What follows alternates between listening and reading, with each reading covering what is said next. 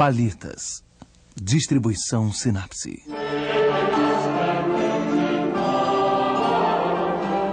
Milagre na Lógia.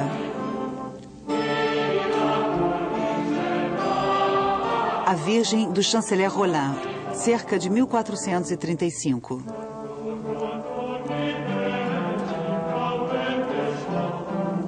Van der Eyck, Bruges, cerca de 1376 a 1441.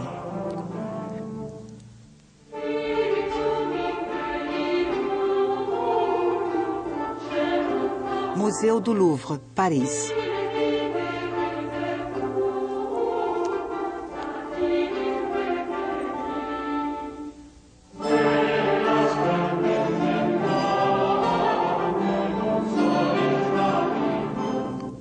A Virgem do Chanceler Roland, ou a Madonna de Autun, ou a Virgem do Doador, é um painel de madeira de pequenas dimensões, 66 centímetros por 62.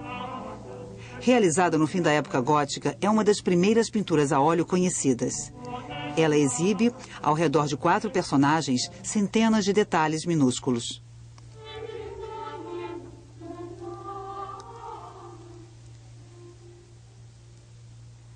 A Virgem Maria está sentada em uma almofada azul bordada em ouro, colocada sobre um baú de madeira entalhada. Ela veste um manto púrpura, debruado com letras douradas. É uma mulher bem jovem. Ela baixa os olhos. O menino Jesus está colocado no colo dela. Ele está despido. Sua expressão tem a severidade de um adulto. Com a mão direita, ele abençoa. Na mão esquerda, um globo de cristal com uma cruz ornada de pedras preciosas. Um pequeno anjo eleva uma coroa de ouro cravejada de pedras e pérolas acima da cabeça de Maria. Ele veste uma roupa azul e possui um par de asas matizadas. Um homem está ajoelhado em um genuflexório coberto por uma capa azul esmalte. Ele une as mãos em um gesto de oração. Usa um corte eclesiástico, à moda do início do século XV, com as têmporas e a nuca raspadas. Vários indícios provam que se trata de Nicolas Roland. Nasceu e morreu em Autun, na Borgonha. Roland desempenhou um papel importante na vida política e artística de sua época. Em segundo plano, 2 vigias. Um está debruçado na ameia. O outro, visto de perfil, segura um grande bastão. Ambos estão vestidos à moda da década de 1430. Uma galeria de estilo romano aberta para o exterior com 3 arcos de pleno cimbre.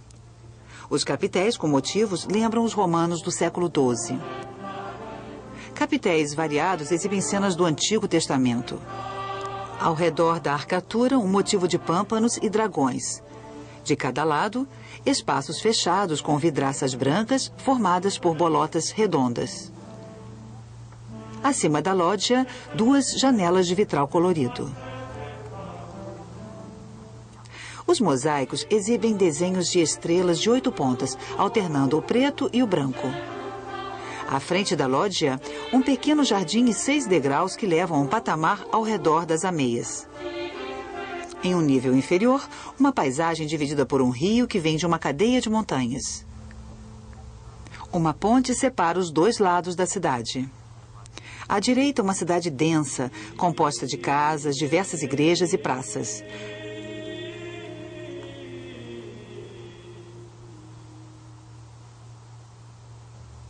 À esquerda, um subúrbio com uma abadia, casas com escoramento a meia madeira e estradas que levam ao campo.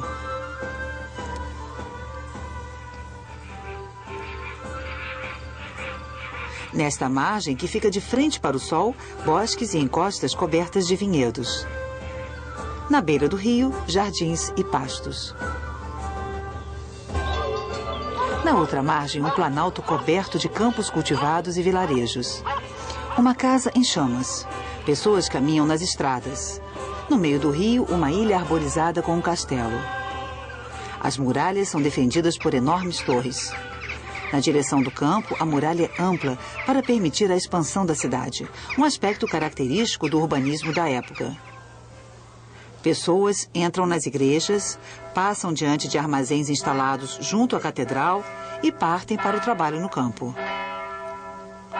Mulheres conversam nas portas. Muitas pessoas atravessam a ponte a pé ou a cavalo. Elas passam da esquerda para a direita.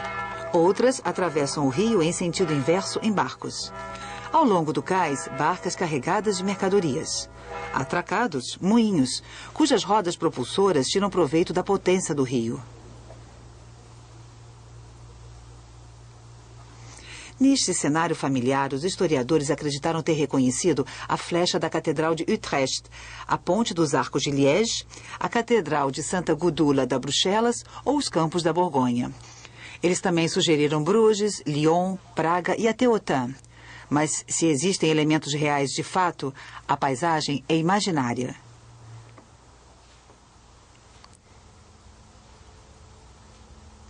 Seu posto de chanceler, ou melhor dizendo, ministro das Finanças, permitiu que Nicolas Rolin acumulasse uma grande fortuna, que beneficiaria em parte sua cidade natal, Autun. No coração da cidade de Autun, a Catedral de Saint-Lazare, famosa pelo seu tímpano do juízo final, seus capitéis romanos e sua flecha gótica. Bem perto, a mansão de Nicolas Rolin, hoje transformada em museu. Rolin foi um mecenas que patrocinou copistas e artistas da Iluminura. Ele dota ricamente sua paróquia de Notre-Dame-du-Châtel, uma igreja situada entre sua mansão e a catedral. O quadro era destinado a uma capela fundada pelos antepassados do chanceler. A cena parecia iluminada pela luz do suposto altar diante do qual Rolin se ajoelhava. Fundador da Santa Casa de Bonn, Rolin encomenda a Roger van der Weyden, alguns anos mais tarde, o políptico do juízo final. Ele está representado no painel exterior em companhia de sua terceira mulher, Guigonne de Salins. Estes retratos de doadores testemunham o acesso de uma burguesia opulenta ao mecenato artístico. Ao multiplicar os atos piedosos, Rolin tentava apagar a péssima reputação ligada ao seu cargo de chanceler. No final da época gótica, o Duque da Borgonha une Países Baixos, Flandres e Borgonha. Com seu irmão, Hubert, Van Eyck pinta o monumental políptico da adoração do Cordeiro Místico em Gand. 20 painéis, centenas de personagens, anjos, profetas, evangelistas. Adão e Eva estão entre os primeiros nus da pintura do norte europeu. Outras obras, retratos do cardeal Albergati, de Marguerite Van Eyck, mulher do pintor, um ourives de Bruges, temas religiosos. La Madone au Chartreux, La Vierge de Luc, o tríptico de Dresde. O homem do turbante poderia ser um autorretrato. O pintor aparece também em A Virgem do Cônego van der Pijl, uma pequena silhueta de turbante vermelho nos reflexos da armadura de São Jorge. Em Arnolfini e sua mulher, o pintor aparece em um reflexo no espelho e escreve acima, Jan van Eyck esteve aqui. Muitas vezes, na moldura de seus quadros, ele escreveu o lema Als ik kan, ou seja, tal como posso. Como na maior parte de seus quadros, a Virgem do chanceler Rolin tinha de possuir uma moldura de madeira gravada, datada e assinada. A igreja Notre-Dame-du-Châtel foi demolida durante a Revolução. Em 1800, o quadro, que estava em Autun, foi enviado ao Louvre. Um gravurista do século XVI imagina o ateliê dos Van Eyck. Um painel de madeira é entregue. Um assistente passa os pós na pedra de moinho, outro os mistura ao óleo de linhaça, um terceiro arruma as cores na palheta. Os aprendizes desenham. Um dos irmãos pinta um tema religioso. Outro elabora o retrato de uma mulher. O painel quase quadrado é composto de 3 tábuas de carvalho de veios verticais. As tábuas estão ligeiramente empenadas. Percebe-se pelas juntas em alguns lugares. Os painéis eram preparados segundo métodos ainda utilizados entre os violeiros ou ebanistas da arte. Escolha da madeira, sentido do corte, aplainamento, cavilhação, colagem, tudo contava para o bom resultado final da obra. A dendrocronologia estuda a idade da madeira ao comparar seus círculos de crescimento sazonais. A análise demonstrou que as tábuas 1 e 3 vieram de uma mesma árvore, plantada por volta de 1215. A tábua 2, de uma árvore plantada por volta de 1247. Foram derrubadas aproximadamente em 1426. Os troncos de madeira secavam pelo menos 10 anos. A data de fabricação do painel deve se situar então por volta de 1436. O painel era revestido com gesso, uma mistura de cola animal e gipso fino. Depois das primeiras camadas que enchiam os veios da madeira, um novo polimento era dado. Depois, aplicavam-se camadas grossas, lixando a cada vez até se obter uma superfície dura e lisa como o marfim. Era feito, então, um esboço detalhado com um pincel fino, como mostra a Santa Bárbara da Antuérpia, quadro inacabado, onde objetos e personagens são esboçados em acinzentado e as sombras feitas por finas achuras.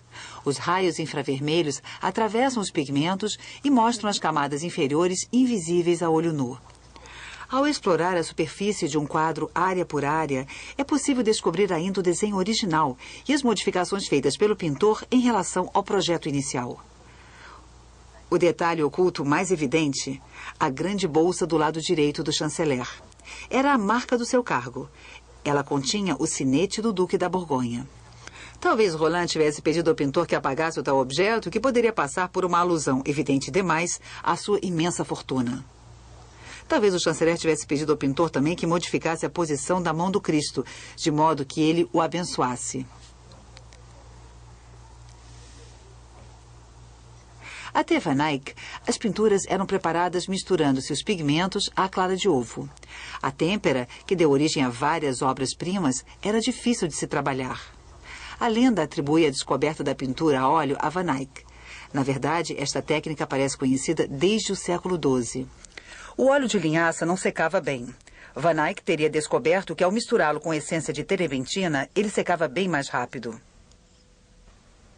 Extraída da resina de certas coníferas, a essência de terebentina dissolve substâncias gordurosas, fluidificando os pigmentos preparados com o óleo. O óleo confere uma saturação bem maior às cores e conserva seu brilho. Ele seca lentamente, de modo que se pode retrabalhá-lo. E é muito eficaz na representação das texturas. A fluidez do pigmento permite também fazer mínimos detalhes com a ajuda de pincéis finos. Os personagens em pé na ponte têm menos de 1 milímetro de altura. Van Eyck repetirá esses exercícios de virtuosismo em vários outros quadros. A superioridade do óleo aparece na técnica do glacis, camadas de pintura fluida e transparente feitas umas sobre as outras. Para um drapeado vermelho, a princípio o pintor aplicava em toda a superfície glacis do tom do drapeado. Os glacis permitem que o desenho seja visto, mas já lhe conferem volume. A seguir, para as sombras do drapeado e para modelar os vincos, ele utilizava um tom vermelho mais escuro. Finalmente, com a ajuda de um vermelho mais claro, ele fazia os reflexos e os ondeados. O manto da Virgem é coberto por uma série de rachaduras, embora sejam bem mais visíveis na foto em infravermelho. A camada superior secou mais rápido que a camada inferior e rachou. Estas rachaduras prematuras devem ter sido corrigidas na época pelo próprio pintor. Outra espécie de rachadura, a rachadura pelo tempo. O movimento das fibras da madeira desencadeou rachaduras perpendiculares às tensões. É esta série regular visível no céu, onde a camada de pintura é mais fina. Em outros locais, as rachaduras menos regulares se devem à lenta retração das camadas de pigmentos, movimento ampliado pelas variações de temperatura ou de umidade. Uma arquitetura romana, já antiga para a época de Van Eyck, serve de moldura para a cena. As folhas de videira evocam as palavras de Cristo: "Eu sou a videira verdadeira". As estrelas do mosaico, a Virgem, frequentemente chamada de estrela do mar ou estrela da manhã. Os capitéis mostram Adão e Eva sendo expulsos do paraíso, o sacrifício de Abel, o assassinato de Abel por Caim, cenas da vida de Noé. Vemos a arca e o retorno da pomba e principalmente a cena onde Noé, criador do vinho, está bêbado. Seus filhos zombam dele porque está nu. Apenas seu filho Sem o cobre. As vidraças brancas reproduzem o círculo, símbolo da eternidade. O arco triplo poderia ser uma alusão à Santíssima Trindade. As pegas, frequentemente representadas em forcas, anunciam a crucificação de Cristo. Uma coluna esmaga os coelhos, animais prolíferos, símbolo do amor carnal. Os pavões, cuja carne se dizia incorruptível, lembram a promessa de imortalidade celeste. O pequeno jardim é o jardim fechado do Cântico dos Cânticos, uma alusão à virgindade de Maria. Encontramos belas margaridas, a inocência de Jesus, a humildade de Maria. Peônias. Segundo Santo Ambrósio, as rosas do paraíso não tinham espinhos. A Virgem também é chamada de rosa sem espinho. Rosas bravas. O rosário, grande coroa de flores a qual cingia a Virgem. As íris, o futuro reino de Cristo. E os lírios, enfim, a pureza da Virgem e do Cristo. Algumas frases retiradas das litanias da Virgem estão escritas nos bordados do manto. As limpezas sucessivas do quadro acabaram em parte apagando as letras douradas. Algumas ainda podem ser lidas. Exaltata sum in Líbano. Um trecho do Eclesiástico onde se diz: crescendo, me elevei como cedro no Líbano. Na página do livro de horas, a letra D. Talvez o início das matinas que começam por Domini labia mea aperies. Abre, Senhor, os meus lábios. Na Bíblia, o anjo é um mensageiro de Deus com aparência humana. Este aqui veste o traje azul dos querubins. Suas asas oceladas reproduzem as cores do arco-íris, símbolo da aliança entre Deus e os homens. A coroa, uma espécie de auréola, era reservada às virgens santas. A pérola é associada à Virgem. Pérolas e pedras preciosas reaparecem nos bordados do manto e na cruz de ouro de Cristo, sinal de sua soberania sobre o mundo. Cristo abençoa Roland e o mundo que o rodeia. Sua mão foi nivelada à altura da ponte para mostrar que a bênção supera todos os obstáculos, é universal. Entre Roland e Maria, uma linha de lajotas divide o mundo em dois. O lado de Maria é consagrado às igrejas, às quais a Virgem é frequentemente comparada. O lado de Roland é reservado principalmente às construções civis. O conjunto forma a Cidade de Deus, imaginada por Santo Agostinho, a Jerusalém Celeste, atravessada pelo Rio da Vida. A Ilha do Centro é ao mesmo tempo uma lembrança do paraíso e uma evocação da Torre de Davi. A lua, as montanhas, o voo do pássaro repetem imagens dos textos sagrados. O mundo pintado por Van Eyck é um mundo repleto de símbolos. Roland ora, ele levanta os olhos, é testemunha da coroação da Virgem. Mas é possível identificar outras pistas neste quadro. Roland veste uma samarra de brocado castanho e lamê dourado com debruado em vison. O cinto preto com fivela de ouro foi um presente de Filipe o Bom. Acima dele, Noé, o criador do vinho. Na altura do seu rosto, as videiras em terraços. Lembranças da fortuna de Roland, fundador da Santa Casa de Beaune, de ricos vinhedos.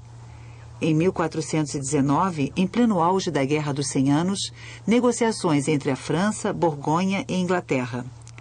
Um encontro entre o rei da França e o duque de Borgonha é marcado em Montereau, na ponte de Yonne, uma ponte fortificada por uma torre que é ligada à outra margem por um pontão provisório. No momento em que caminha em direção ao Delfim, João Sem Medo é assassinado com um golpe de machado. A ruptura entre França e Borgonha é profunda. É a época de Joana d'Arc. A guerra continua. Roland, que era advogado de João Sem Medo, se torna chanceler de seu filho, Filipe o Bom.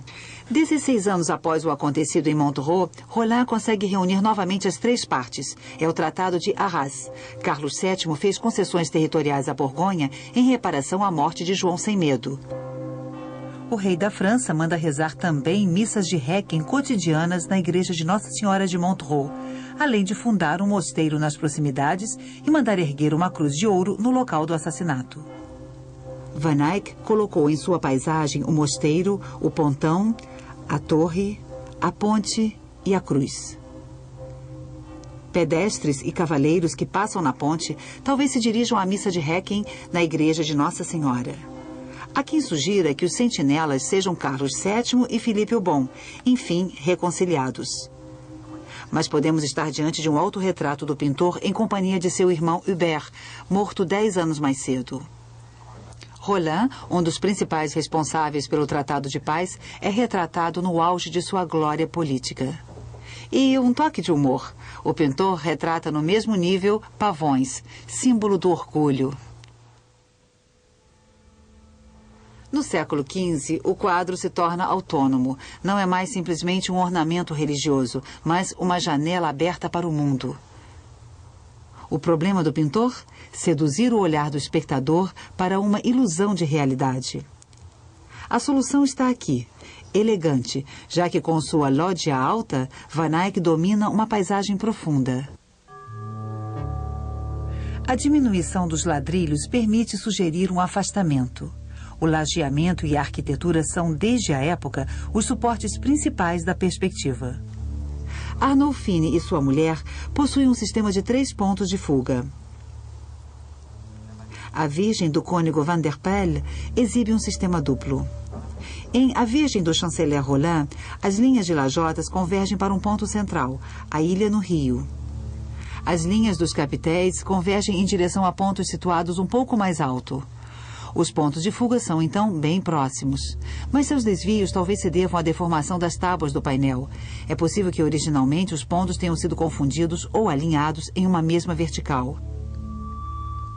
Tanto em Arnolfini quanto em Van der Pelle, o pintor tateava de forma empírica à procura de um sistema de perspectiva. Em Roland, a perspectiva central de ponto de fuga único parece mais ou menos identificada. Outra forma de sugerir a profundidade, o enfraquecimento progressivo de cores. Na natureza, na verdade, a saturação das cores parece decrescer com a distância. As colunas acentuam o relevo da paisagem ao dividi-la.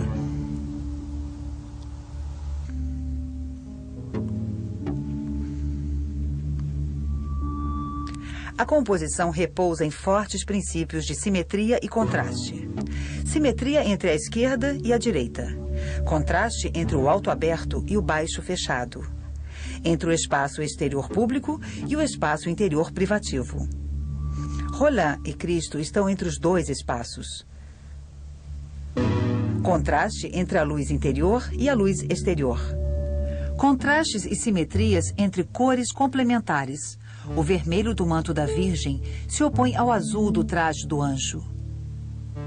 Da mesma forma, o genuflexório azul esverdeado de Roland é debruado com um galão vermelho e acompanhado por uma almofada vermelho escura em cima. No centro da composição, uma lembrança dessas oposições com as cores dos dois sentinelas. Os marrons da sala e do traje de Roland são misturas dessas cores de base. No exterior, outro sistema de cores complementares. Telhados com telhas vermelhas, folhagens verdes. A cor verde só está presente na paisagem.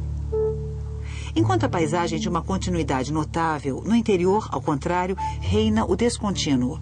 A oposição das formas, das texturas e das cores é muito pronunciada. As tensões mais fortes se desenvolvem no primeiro plano, onde se passa a essência da cena. Apesar da profusão de detalhes, é a organização rigorosa das cores que permite a Van Eyck manter a harmonia de seu quadro. As gamas abrangem todo o espectro de cores.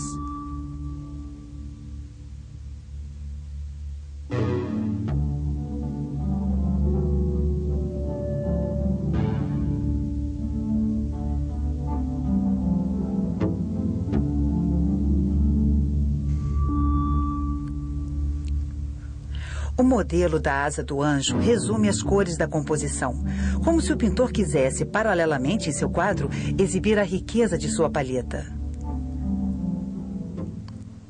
Van Eyck é um dos primeiros pintores a mostrar seu cliente tal como ele é, sem adulação. Ele cria o retrato ao mesmo tempo que a paisagem.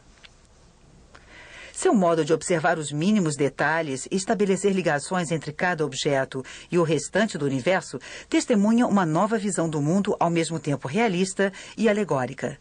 Pode-se dizer que, ao passar de O Cordeiro Místico para A Virgem do Chanceler Roland, Van Eyck passou da Idade Média ao Renascimento. Se atualmente os símbolos são difíceis de identificar, a busca pictórica de Van Eyck parece bem atual. Todas as questões formais que o pintor fez a si mesmo reapareceram na história da pintura. Detalhe e conjunto. Sombra e luz. Ordem e desordem. Forma e cor. Interior e exterior. Escrita e imagem. Mito e história.